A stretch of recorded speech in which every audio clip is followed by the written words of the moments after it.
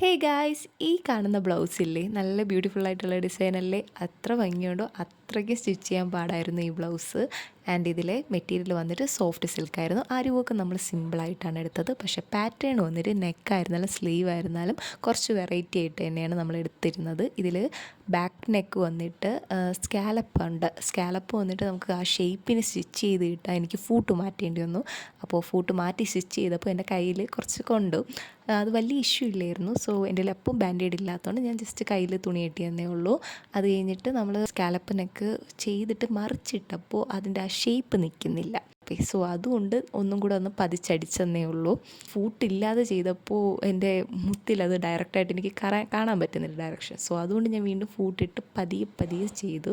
നല്ല ടൈം എടുത്തു അതിന് വേണ്ടി മാത്രം. അത് കഴിഞ്ഞ് നമ്മുടെ സ്ലീവ് വന്നിട്ട് വേറെ ഒന്നുമില്ല, പഫ് സ്ലീവാണ്. രണ്ട് ഓപ്പോസിറ്റ് ഡയറക്ഷനിൽ നിന്നുമാണ് നമ്മൾ പ്ലീറ്റ് എടുത്തേക്കുന്നതേ ഉള്ളൂ. നമ്മൾ ഇത്ര കഷ്ടപ്പെട്ടെങ്കിലും ഈ ബ്ലൗസ് കസ്റ്റമർ ഇട്ട് കഴിഞ്ഞിട്ട് നല്ല ഭംഗിയുണ്ടായിരുന്നു കാണാൻ. ആൻഡ് എൻ്റെ സ്റ്റിച്ച് ചെയ്തിട്ടുള്ള ഫൈനൽ ലുക്ക് ഇതാണ്. നിങ്ങൾക്കിത് ഇഷ്ടമായെന്ന് വിചാരിക്കുന്നു. ബൈ.